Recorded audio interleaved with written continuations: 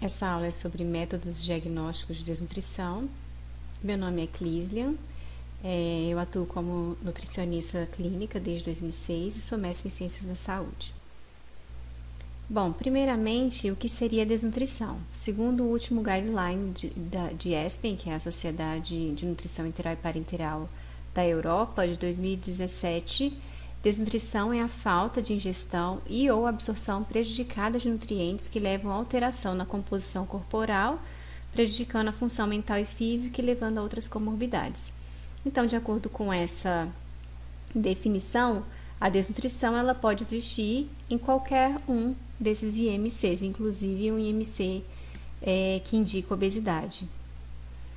As causas da desnutrição, de acordo com esse guideline, elas podem ser relacionadas à doença ou sem doença. No caso, sem doença, ela é associada a fatores sociais, financeiros, relacionado também à questão da quantidade e qualidade de alimento. Com relação à desnutrição associada à doença, a doença pode ser com inflamação ou sem inflamação. A doença sem inflamação, que nós podemos dar exemplo, é uma doença que causa, por exemplo, uma disfagia ou uma desabsorção de nutrientes, por exemplo, um megaesôfago, né, chagásico. Você não tem inflamação, mas você tem uma disfagia. E a desnutrição relacionada à doença é aquela desnutrição onde você tem uma inflamação aguda ou crônica. E por que é importante saber a etiologia da desnutrição? Porque para se definir o melhor tratamento, a inflamação, a desnutrição relacionada à inflamação, por exemplo, ela vai ter uma baixa eficiência das intervenções nutricionais e um rápido desenvolvimento da desnutrição. Isso porque a inflamação ela vai provocar uma série de fatores que vão prejudicar a intervenção nutricional, como a anorexia, a redução na ingestão alimentar, a perda de peso, o sedentarismo, o catabolismo muscular, né, pelo aumento de citocinas pró-inflamatórias e o aumento também do gasto energético. E todos esses fatores estão relacionados a esse aumento de citocinas pró-inflamatórias decorrentes da inflamação. E aí, o que seria uma inflamação crônica e uma inflamação aguda, né? Na inflamação crônica, a resposta inflamatória é mais baixa e ela dura por um tempo normalmente maior que 3 meses. Exemplo de doenças seria o câncer e outras doenças crônicas, como uma doença de Crohn, uma insuficiência cardíaca, um DPOC. E uma inflamação aguda, a resposta inflamatória é bem elevada, só que ocorre num curto período de tempo. Exemplo seria traumas, doenças agudas, grandes cirurgias, queimaduras, por exemplo. E aí, nesse caso de inflamação aguda, há uma rápida redução na ingestão alimentar e nos estoques de energia e nutrientes. Então, ela é mais severa, né, se a gente for colocar numa balança, do que a inflamação crônica. E aí, só uma observação para vocês saberem que algumas doenças inflamatórias, elas oscilam com e sem inflamação. E aí, como é que faz para a gente identificar, né, uma inflamação como crônica ou aguda? Esse autor, Maloney e colaboradores, em 2013, escreveram esse artigo, né, que mostra que nós precisamos identificar a questão laboratorial e clínica para você conseguir diferenciar a inflamação crônica da aguda. Nas duas vai ocorrer a redução de albumina, a redução de transferrina, um aumento na PCR, o aumento na glicose e uma redução de plaquetas. Porém, na crônica, a PCR, segundo o ESPEN de 2017, coloca que ela vai variar entre 5 a 40 miligramas por litro. Tá? E aí vai caracterizar doenças crônicas. Acima desse valor, caracteriza doenças agudas. E aí, alguns sinais clínicos como febre, hipotermia, infecção, vai indicar pra gente uma inflamação aguda. Pode ser que nesse caso, né, o paciente está com uma infecção, mas a PCR está dentro dessa faixa. Isso não quer dizer que a inflamação não seja aguda. Pode ser que a PCR naquele momento esteja baixa, mas pode ser que ela vá aumentar. Então, os sinais clínicos eles têm que ser avaliados em conjunto com os laboratoriais para se definir o que é uma inflamação, se trata-se de uma inflamação crônica ou aguda. Aqui é o exemplo, né, de algumas doenças agudas e crônicas, as crônicas bem conhecidas já, todas as doenças crônicas já conhecidas, com relação às doenças agudas, como exemplo, a síndrome respiratória aguda, associada ao COVID, injúrias próximas à cabeça, doenças críticas, né, doenças de pacientes internados em UTI, cirurgias abdominais de grande porte, sepse, multitraumas, síndrome da resposta inflamatória sistêmica, queimaduras e pancreatite aguda grave. E, então, falando um pouquinho agora da desnutrição associada à inflamação crônica.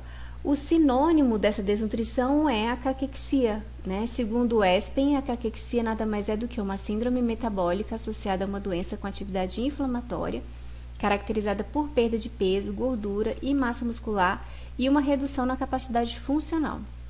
E ela ocorre normalmente em pacientes no final do estágio de uma doença. A gente conhece bem a caquexia relacionada ao câncer, mas a caquexia também existe em doenças como DPOC, doenças inflamatórias intestinais, insuficiência cardíaca, doença renal crônica, entre outras.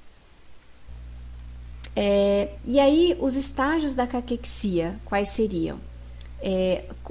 Esse autor, ele fala muito bem da caquexia do câncer. E aí, para o câncer, ele define 3 tipos de caquexia. A pré-caquexia, a caquexia propriamente dita e a caquexia refratária.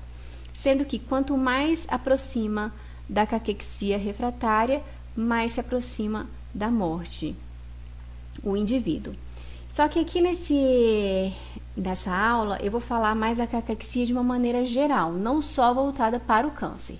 Tá? Então, agora, o ESPEN recomenda, então, que a gente siga esse artigo, né, desse autor, Muscaritoli, e esse autor fala da caquexia de uma maneira geral, nas outras doenças, além do câncer. E ele define, então, ele propõe que seja dividida a caquexia em 2 momentos, a pré-caquexia e a caquexia propriamente dita. De acordo com esse mesmo autor, o que seria então, como você diagnostica a pré-caquexia? É a perda de peso não intencional, menor ou igual a 5% nos últimos 3 meses, tá? Por que menor ou igual? Porque maior do que isso já vai ser caquexia. É uma resposta inflamatória com aqueles PCR alta, glicose alta, anemia, hipoalbuminemia. E uma anorexia, né, com uma ingestão menor que 70% das necessidades nutricionais, independente do tempo. E aí, ESPEN recomenda, então, que seja feito o diagnóstico de pré-caquexia com o objetivo de lançar medidas para prevenir ou adiar o estágio da caquexia. Por quê? Uma vez que a caquexia já está instalada, é muito mais difícil tratar. Então, se você consegue identificar um indivíduo com pré-caquexia, é mais fácil o tratamento para que você evite ou prorrogue, né, o aparecimento da caquexia.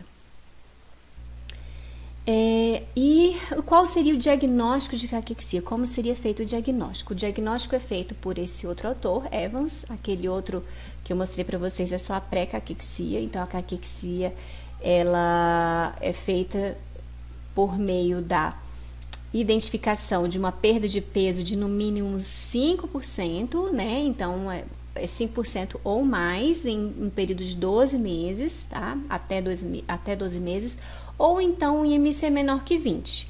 Então, é essa característica associada a 3 dessas características aqui, que seria a redução da força muscular, a fadiga, a anorexia, o índice de massa muscular baixo, né, e a bioquímica alterada, com a PCR aumentada, né, a albumina baixa. E aí, apenas 3 dessas características associadas a essa daqui já identifica pra gente a caquexia. Então, não é difícil a gente ver caquexia, né, nos doentes. Ela só não está sendo notificada adequadamente. Com relação à anorexia, né? Esse autor, ele diz que pra gente que é identificado, ela deve ser considerada quando você identifica um consumo menor que 70% do consumo usual, ou então um consumo menor que 20 calorias por quilo. E com relação ao índice de massa muscular, se a gente não tem o aparelho de bioimpedância ou outro aparelho para identificar essa massa muscular, a gente pode fazer uso da CMB, da circunferência muscular do braço, e identificando que menor que o percentil 10 já vai dizer pra gente que esse indivíduo tem uma baixa massa muscular. E aí só um pouquinho, né, para desmistificando a caquexia, porque quando a gente pensa em caquexia, a gente já pensa no indivíduo assim, né, muito magro, mas não. De acordo com a definição, né, da caquexia, ela também pode ser encontrada em pessoas acima do peso ou até pessoas obesas, porque ela nada mais é do que a desnutrição associada à inflamação. E se a desnutrição pode estar presente em qualquer IMC, a caquexia também pode, né? Então, todo indivíduo com caquexia é desnutrido, porém nem todo desnutrido tem caquexia, porque a desnutrição pode ser por inanição, ou uma doença aguda, ou uma doença que não leva a uma inflamação crônica. Então, o que o ESPEN, esse guideline de 2007 do ESPEN recomenda? Que seja feita uma avaliação do risco nutricional, uma triagem, né, do risco nutricional primeiro, uma avaliação também do risco de caquexia, que seria para a gente identificar a pré-caquexia, né, para quando a gente vê que a desnutrição é relacionada a uma doença crônica, uma avaliação do risco de sarcopenia para idosos, que já foi falada em aulas anteriores, e uma avaliação nutricional completa, que deve ser realizada em todos os que possuem o risco nutricional. Bom, a avaliação nutricional, segundo a Aspen, em 2007, ele definia como uma abordagem feita ao paciente, né, a fim de se definir o estado nutricional desse paciente, seja uma desnutrição, uma eutrofia, um sobrepeso ou uma obesidade. Nesse caso, nessa época, em 2007, esse guideline, ele recomendava, então, que essa avaliação nutricional fosse baseada na anamnese alimentar, né, nas medidas laboratoriais, medidas antropométricas e no exame físico do paciente. Isso demandava muito tempo, é uma avaliação bem demorada, e apresentava uma baixa correlação entre avaliadores, né? Então, o mesmo paciente sendo avaliado por diferentes profissionais poderia ter um diagnóstico diferente. Então, nesse guideline mais novo de 2017, primeiro, ESPEN recomenda que seja feita uma triagem de risco nutricional a todos os pacientes internados, né, no período de 24 a 48 horas da admissão, e aí essas são as triagens recomendadas, né, NRS, MUST, MNA ou a MNA reduzida. E aí, depois que fez a triagem de risco nutricional e identificou aqueles pacientes com risco, é que vai se proceder a uma avaliação nutricional. Então, desse modo, o ESPEN recomenda que sejam avaliados apenas aqueles pacientes que apresentem risco nutricional na internação. E aí, o objetivo da avaliação passa a ser não mais identificar a obesidade ou a eutrofia, mas sim diagnosticar um paciente com ou sem desnutrição. Tá? Então, esse é o objetivo da avaliação nutricional. Com isso, ao invés de avaliação nutricional, o que encontramos na literatura hoje em dia é o termo métodos ou critérios diagnósticos de desnutrição, né? E aí a gente não vai encontrar na literatura a avaliação nutricional. E aí, nessa aula, eu vou falar sobre essas 4 avaliações, ASG, ASPEN, ANDE, ESPEN e GLIN. Aqui eu coloquei o ano, né, que elas surgiram, cada uma surgiu. E aí o que eu quero dizer é que não existe nenhum padrão ouro para identificar a desnutrição, tá? E quanto mais antiga é a ferramenta, mais estudos de validação existem, e aí aquela ferramenta acaba se tornando a mais utilizada e recomendada, Então, é isso o que a gente tem no caso da ASG, que é a mais antiga. E como é que ocorre, então, essa validação das avaliações, né? Então, os estudos que validam uma ferramenta de avaliação da desnutrição, eles correlacionam com mortalidade, comparam com outras mais antigas e já validadas, por exemplo, eles verificam a concordância entre elas, a especificidade, a sensibilidade.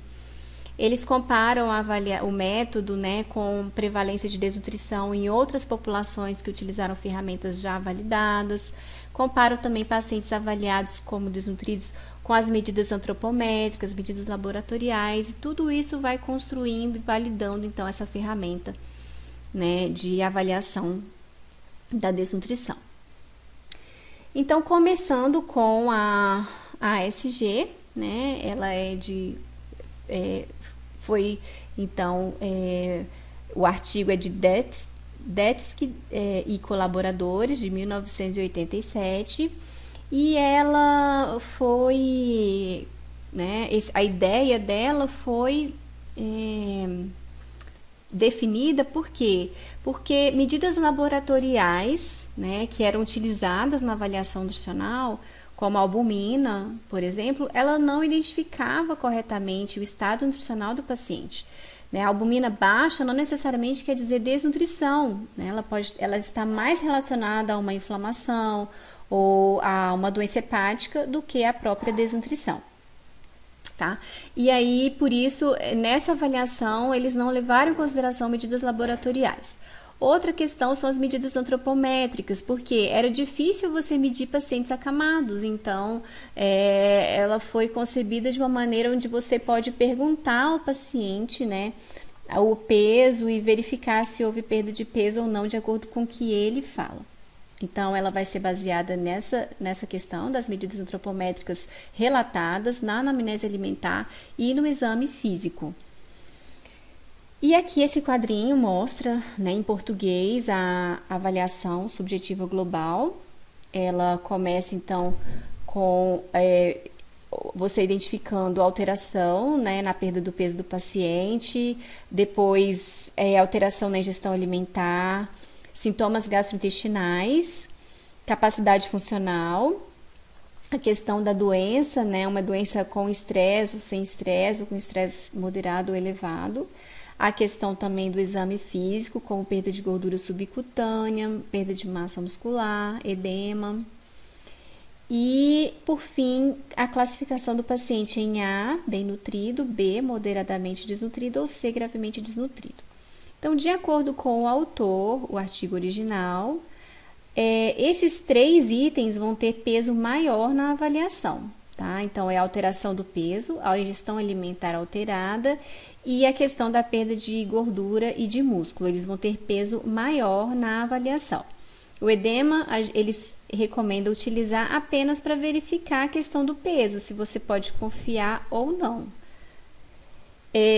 Os sintomas gastrointestinais, a capacidade funcional e a questão do estresse da doença seria somente para você poder associar com os fatores que você encontrou de peso, de ingestão alimentar e dessa perda de gordura e de massa muscular. Então, são apenas para confirmar os seus achados. Então, aqui eu vou dar um exemplo para vocês de né, como o autor coloca no artigo, de um paciente que ele consideraria bem nutrido. Então, como a gente tem que dar muita atenção à alteração do peso, mesmo que o paciente tenha tido uma perda de peso, por exemplo, esse paciente, uma perda de peso de 7%, só que teve um aumento de peso nas 2 últimas semanas. Então, isso já faz com que o paciente já esteja mais tendendo a ser eutrófico, bem nutrido. E aí você só vai confirmar com relação à alteração na ingestão alimentar. Você viu que a dieta dele passou para uma dieta subótima, ela passou para uma aceitação melhor, tá, da dieta. Então, com isso aqui já é suficiente para você colocar o paciente como bem nutrido. Além disso, você verificou também, apesar disso tudo, você verificou uma perda moderada de gordura, mesmo assim, por causa desse aumento do peso nas últimas 2 semanas e por causa da ingestão alimentar melhor também nessas últimas semanas, ele vai ser classificado como bem nutrido. E o que seria um paciente moderadamente desnutrido, né? É um paciente que perdeu no mínimo 5% de peso nas últimas 2 semanas e continua reduzindo esse peso, né? Essa redução de peso é consistente, é associada a uma redução também na ingestão alimentar, tá? E aí, mesmo que não tenha sintomas gastrointestinais, mesmo que a capacidade funcional esteja adequada ou mesmo que esteja acamado, né? Se ele tiver uma perda de gordura subcutânea leve, né? Ele já vai ser classificado como desnutrido moderado. E o que seria um paciente gravemente desnutrido? Seria aquele paciente com uma perda de no mínimo 10% do peso nas últimas 2 semanas, continua com diminuição, né? Uma alteração também na ingestão alimentar para menos, tá? Aí já vem sintomas gastrointestinais associados, né? O estresse também da doença. E aí no exame físico entra que ele tem, além de perda de gordura, também perda de massa muscular. Tá? Uma perda considerável, e aí vai entrar como gravemente desnutrido. O autor coloca que se você tiver em dúvida entre classificar um paciente entre A e B, é melhor escolher sempre o mais leve, escolher o A. E entre B e C, escolher o B, mais leve também. Então, quais são as vantagens da ASG? Eu selecionei alguns artigos, né, que mostram essas vantagens. Esse artigo aqui primeiro mostrou que em pacientes cirúrgicos a ASG se correlaciona bem com a albumina, com o tempo de internação e com a taxa de infecções. E em pacientes HIV ela se correlaciona bem com medidas antropométricas e de bioimpedância. Já esse artigo mostra que em pacientes críticos, né, a ASG se correlacionou bem com medidas antropométricas, medidas de albumina, APACHE2, SAPS2 e mortalidade. Nesse artigo de revisão, mostra que a ASG possui boa validação convergente, que é quando você compara com outros métodos objetivos de avaliação nutricional. E algumas desvantagens, né? Foi visto que em pacientes oncológicos ela não se mostra tão sensível porque ela não é capaz de detectar melhoras a curto prazo no estado nutricional do paciente, porque os dados são muito qualitativos, então demora a aparecer uma alteração, né? Em pacientes renais também foi desenvolvida uma outra avaliação melhor, tá? Que eu não vou falar sobre ela nessa aula, mas existe uma avaliação mais precisa, porque ela se correlaciona bem com alguns fatores onde a ASG não se correlaciona. E em doenças agudas, a ASG pode não ser capaz de detectar a desnutrição, justamente porque a gente não vai ter, naqueles pacientes que, por exemplo, acabaram de fazer uma cirurgia de grande porte, a gente não vai ter alterações visíveis, né, do estado nutricional, não vai ter alteração no peso, para que a gente possa chegar a esse diagnóstico de desnutrição.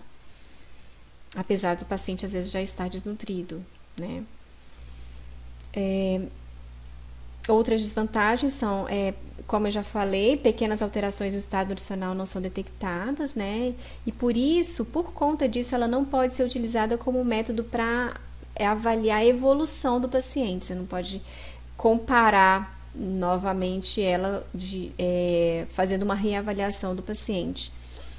Ela vai depender da experiência do observador, porque os dados são bem subjetivos, né? Então, esse é um fator também de desvantagem.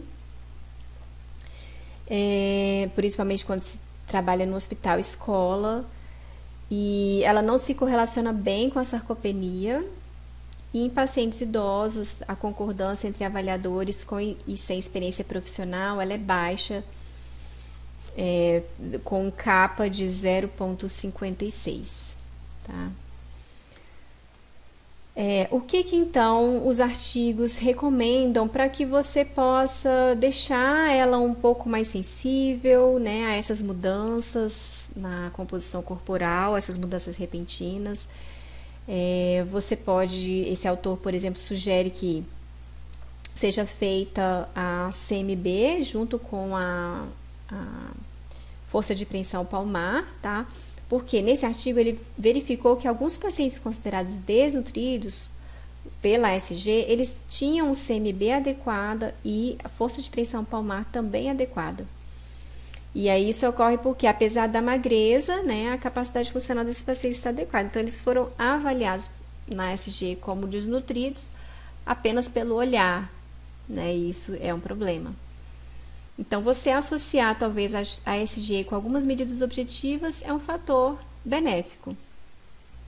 Essa outra autora aqui sugere também a complementação da ASG com outros dados, né, para verificar pequenas alterações no estado nutricional e também ser indicado como método de acompanhamento da evolução do paciente. E aí agora a segunda avaliação que nós vamos falar, o segundo método, né, de avaliação é esse da Academia de Nutrição, né, e da Sociedade Americana de Nutrição Enteral e Parenteral. Então é a Aspen/Ande, que foi escrito por White em 2012, mas ela foi concebida desde 2009, tá, essa ideia. E essa ideia parte do pressuposto de que aqueles parâmetros avaliados, né, nas avaliações nutricionais, eles não eram suficientes para dizer a etiologia da desnutrição. Então, ele colocou como fator presente aí a identificação da inflamação, como importante para se definir o diagnóstico de desnutrição, porque a inflamação ela limita a efetividade da intervenção nutricional, como a gente já falou, e ela contribui também para o rápido desenvolvimento da desnutrição. Por isso que é importante a gente saber se o indivíduo está inflamado ou não. Então, por meio desse autor, né, ele coloca que primeiro a gente identificou o risco nutricional do paciente, a gente vai partir para a avaliação nutricional, a gente se pergunta então, a inflamação é presente? Sim ou não? Se sim, ela é em grau leve ou moderado ou ela é em grau elevado? Em grau elevado são aquelas doenças agudas e em grau leve a moderado aquelas doenças crônicas, como nós já falamos a respeito da diferença entre aguda e crônica. E nos indivíduos que não têm inflamação, aqueles indivíduos com inanição, por exemplo. Então, por meio, você identificou, né? Vamos supor que você tenha identificado que o indivíduo tem uma desnutrição crônica, uma doença inflamatória crônica. Então, aqui a gente tem as 3 colunas, uma que mostra que é a doença aguda, doença crônica, e aqui a desnutrição devido às circunstâncias sociais e ambientais. Para cada um desses, você tem que avaliar o consumo energético, são 6 parâmetros, né? A interpretação da perda de peso, a gordura corporal, a massa muscular, o edema e a redução da força do aperto de mão, redução da força de preensão palmar. Então, como eu falei aqui, vamos supor que o indivíduo, você tenha classificado ele como doente crônico, inflamação crônica.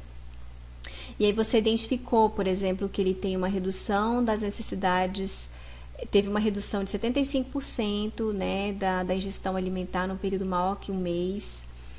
E teve uma redução também do peso em um ano.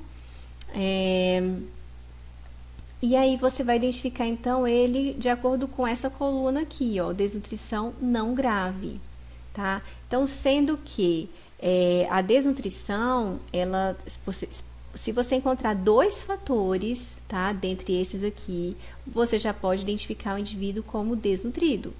E aí, para dizer se ela é grave ou não grave, você vem aqui ver qual é a prevalência das características, ele está mais no não grave ou ele está mais no grave. Então, é assim que a gente faz. Então, a classificação desse indivíduo seria, por exemplo, um desnutrido, não grave, relacionado à doença inflamatória crônica, tá?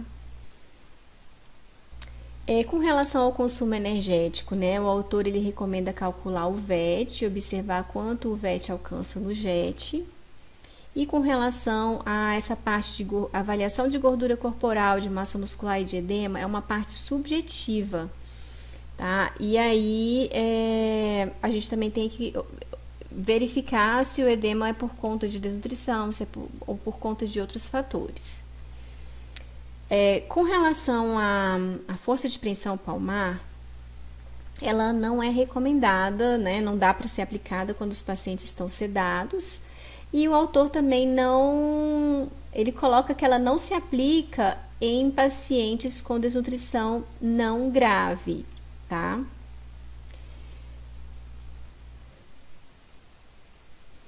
Algumas desvantagens, né, desse método é que pode dar um empate na gravidade, então você pode ter um fator aqui e um fator aqui. Um fator no não grave e um fator no grave. E aí você não consegue chegar a um consenso, se a desnutrição é não grave ou grave. Ela pode também ter um empate na etiologia, por exemplo, às vezes tem um doente crônico com uma complicação aguda, só que não existe esse diagnóstico, tá, né, nesse critério, nesse método de avaliação, ou ela é crônica ou ela é aguda. Então eu recomendo usar entre o crônico e o agudo. Se você viu que o paciente crônico está agudizado, então que classifique ele como agudo, porque é mais severo, né, a inflamação aguda do que a crônica. O autor também diz que não aplica a força de preensão palmar em alguns casos, por exemplo, em desnutridos não graves. Só que ele poderia entrar como critério de desempate. Então, se você tem um desnutrido aqui, que você viu que ele entra como um fator não grave no consumo energético e grave na perda de peso, se você aplicar a força de preensão palmar e você vê que ela está reduzida, então você pode classificar ele, você tem mais poder de classificar ele como um grave, tá? Depende também da experiência do avaliador, porque essa parte aqui é bem subjetiva e ele não coloca como opções utilizar a parte objetiva, tá? E ele não estabelece pontos de corte para o que consideraria uma redução na força de preensão palmar. Essas seriam as desvantagens desse método. Bom, com relação à força de preensão palmar, só para vocês terem uma ideia, né, como ela é importante. Esse artigo aqui, ele mostrou que dentre os pacientes desnutridos, ele destrinchou todos aqueles parâmetros, tá, de perda de peso, de redução de massa muscular, de redução de gordura, de acúmulo de líquidos, que é o edema, ou redução na força de preensão palmar. E ele observou que dentre os pacientes desnutridos, a redução na força de preensão palmar, ela foi associada a um percentual maior de desnutrição, tá? Quando ela era considerada.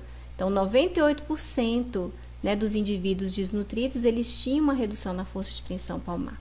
E aí, nesse artigo, eles consideram como baixa quando menor que 80% do valor de referência. Tá certo? Então, acho que ela não deve ser ignorada, como o autor coloca. Algumas vantagens do método Aspen-Yand é que ele é capaz de identificar os estágios mais iniciais da desnutrição, coisa que a ASG não identificava. Ele possibilita identificar a sarcopenia, justamente porque ele tem a parte de força de preensão palmar, possibilita identificar a caquexia por conta que ele classifica a etiologia da doença, né, em doença inflamatória ou não, e pode variar de acordo com as variações na evolução da doença, e podendo ser usado para avaliar a evolução do paciente. Então, o paciente que hoje era considerado crônico, inflamatório crônico, daqui a uma semana, se você for reavaliar, ele pode estar agudo, né? E isso é normal e isso ajuda você a fazer a sua intervenção nutricional. Outras vantagens é que é associado à mortalidade e readmissões hospitalares, a um tempo de internação também, tá? Foi associado de acordo com esse estudo.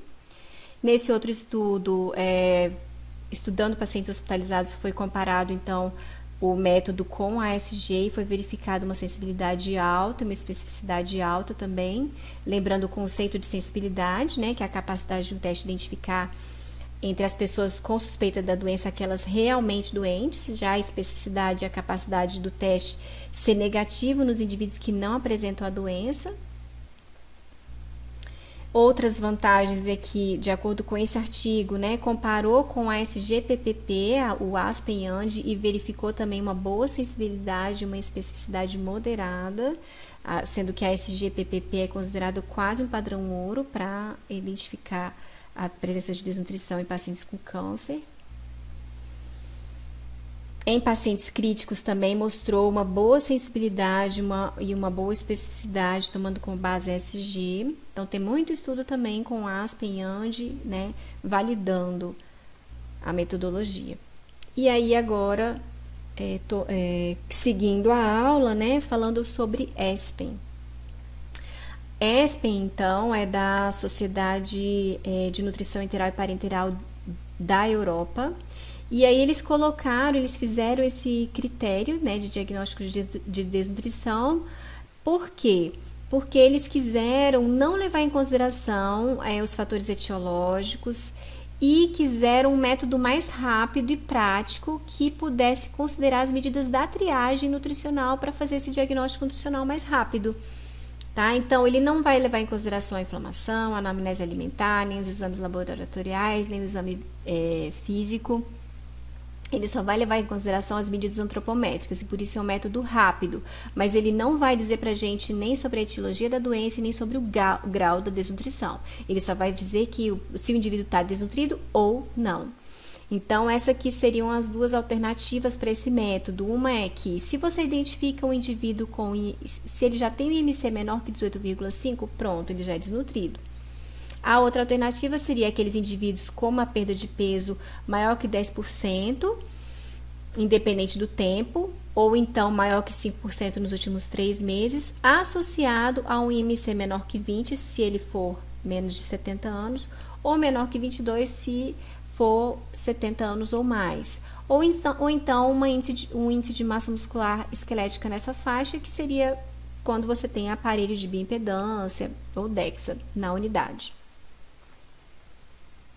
As vantagens é que é uma avaliação objetiva, por isso não depende da experiência do avaliador. Ele é associado a maior tempo de internação, de acordo com esse estudo. É associado também com uma reabilitação dificultada, né, em pacientes doentes. Aí agora as desvantagens. A desnutrição, ela não é identificada nos pacientes com doença aguda, tá? Justamente porque ele leva em consideração só medidas antropométricas, esses pacientes ainda não deu tempo de alterar essas medidas. Ele não leva em consideração a etiologia da doença e nem a gravidade, né? Como a gente já falou. E a gente tem que levar em consideração que a inflamação é um fator importante que aumenta o risco de desnutrição e que pode levar à baixa eficiência das intervenções nutricionais e aumentar o risco de mortalidade. E aí ele não se chega, então, por isso, nem ao diagnóstico de caquexia e nem ao diagnóstico de sarcopenia. Prosseguindo, não. Esse outro artigo, ele compara a ASPEN-AND com o ESPEN, tá? E aí ele observa que a ASPEN-AND, eles identificam uma quantidade de pacientes nutridos muito maior, tá? Do que o ESPEN. Então, aqui é representado pela linha em negrito, é a quantidade de pacientes desnutridos identificados por ASPEN-AND e aqui por ESPEN, os mesmos pacientes, o mesmo grupo de pacientes com as duas avaliações. Prosseguindo, então, o último critério de avaliação da desnutrição é o GLIM, é o mais novo, de 2018, concebido em 2018, o artigo é de 2019, e quer dizer em inglês essa frase, Global Leadership Initiative on Malnutrition, que é a iniciativa global, né, na desnutrição, e realmente ela é global, ela englobou, para fazer esses critérios, né, englobou então associações, além da ASPEN na América do Norte, a ESPEN na Europa, PENSA, que é na Ásia, e FELAMP, que é na América do Sul. Então, ela reuniu essas 4 associações e aí o objetivo foi padronizar o diagnóstico de desnutrição em nível global mesmo, então para ser usada em nível mundial e para levar em consideração também critérios de avaliação regionais. Então, o que essas associações fizeram nessas reuniões, né, nesses congressos que tiveram? Então, elas observaram em comum, o que tinha em comum os critérios avaliados na NRS, na MNA, na MUST, ESPEN, ASPEN, SGA, a avaliação subjetiva global, essa aqui é de caquexia, essa de pacientes renais. E aí, de acordo com isso, eles observaram o que os fatores que mais estavam presentes, né, em cada uma dessas avaliações. E chegaram à conclusão, o grupo decidiu os 5 mais importantes fatores, que seriam esses: a perda de peso, o baixo IMC, a massa muscular reduzida, a redução na ingestão ou assimilação, né, dos nutrientes e a doença inflamatória ou não. E aí, esses 3 primeiros fatores eram considerados fatores fenotípicos, esses outros 2 fatores etiológicos. E aí, como é que você chega ao diagnóstico de desnutrição por meio desse método? Se você identifica um fator fenotípico, ou perda de peso, ou baixo IMC, ou massa muscular reduzida, associado a um fator etiológico, que seria a redução na ingestão da alimentação ou a doença, já identifica desnutrição. E aí, com relação, então, ao domínio etiológico, tá? A causa da desnutrição. Então, a gente vai marcar aqui. A desnutrição, ela é relacionada à redução na ingestão alimentar ou na assimilação, ou ela é relacionada à presença de doenças? Se ela for relacionada à redução na ingestão alimentar, você vai classificar o indivíduo ou com consumo menor que 50% da necessidade nutricional por maior que 1 semana, ou qualquer redução do consumo por maior que 2 semanas, ou então, se ela for relacionada à assimilação dos nutrientes, ela pode estar associada a sintomas gastrointestinais que prejudicam a absorção e a assimilação desses nutrientes, uma disfagia, náuseas, vômitos, etc. Tá? Aquele indivíduo com doença inflamatória, mesmo que ele apresente um consumo abaixo, por exemplo, de 50% da necessidade nutricional por um período de maior que 1 semana, como ele tem doença inflamatória, ele vai entrar aqui, tá? Ele vai entrar como doença ou componente inflamatório.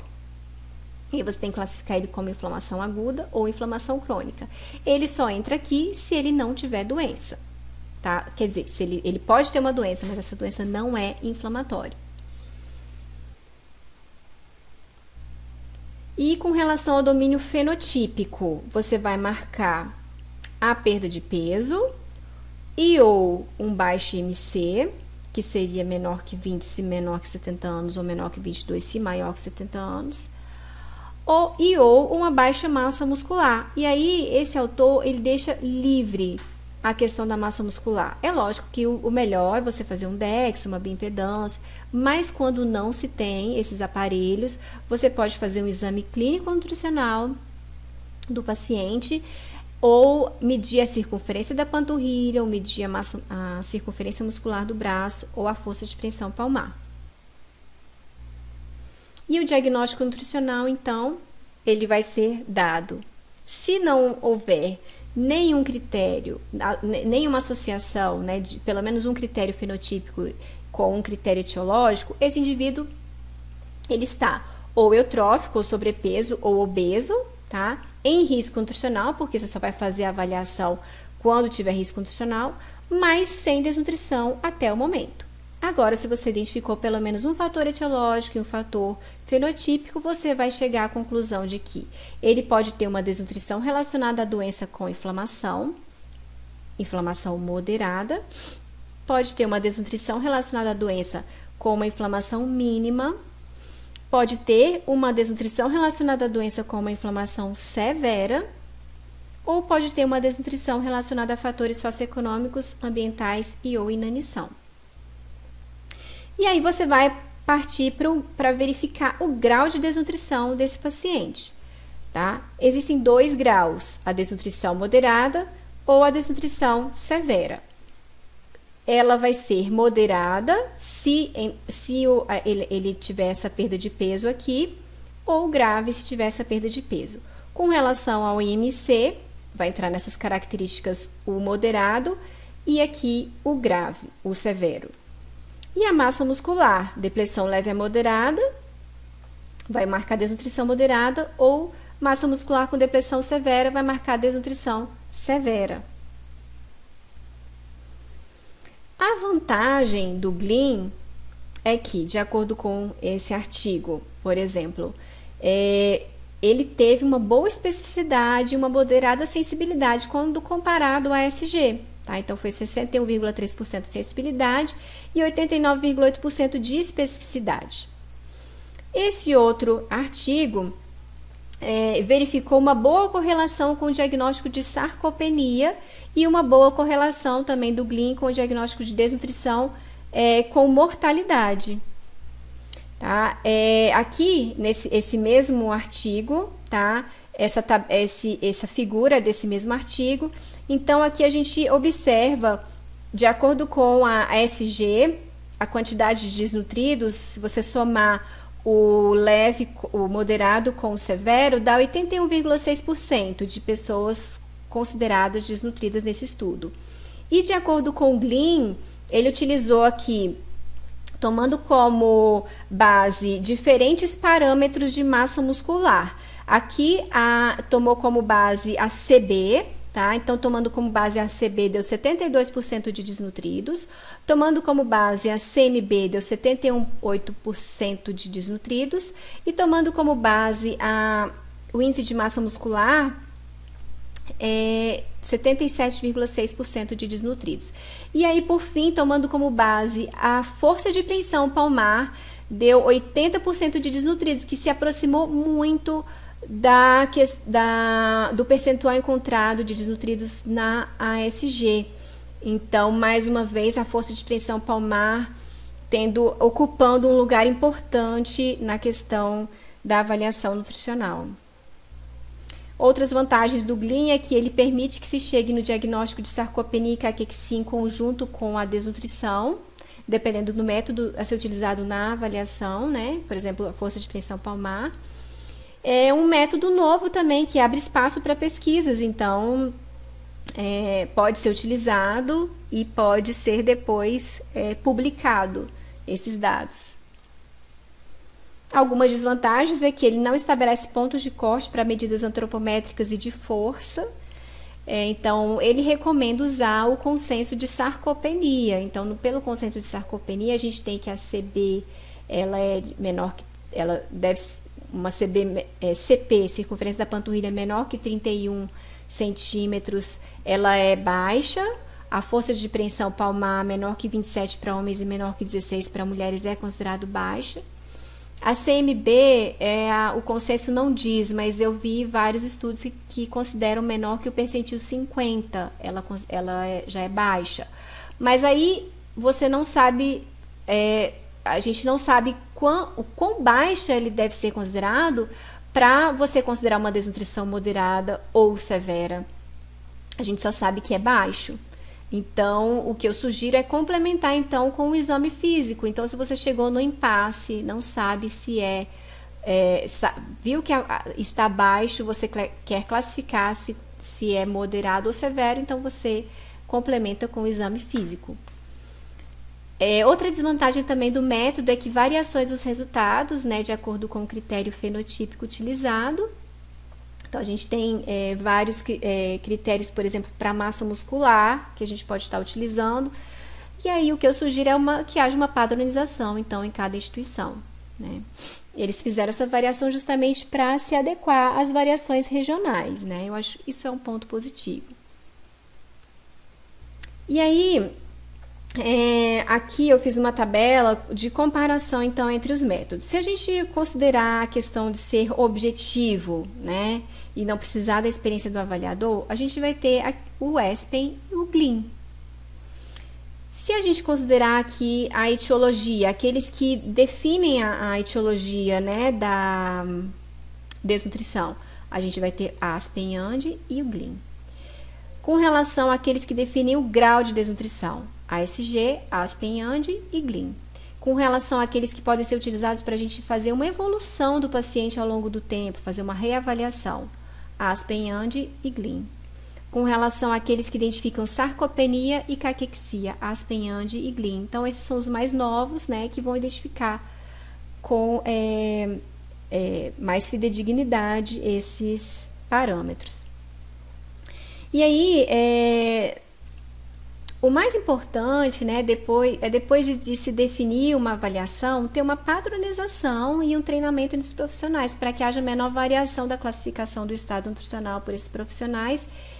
E também, de acordo com o que a gente viu aqui nessa aula, o uso da força de pressão palmar sempre que possível, tá?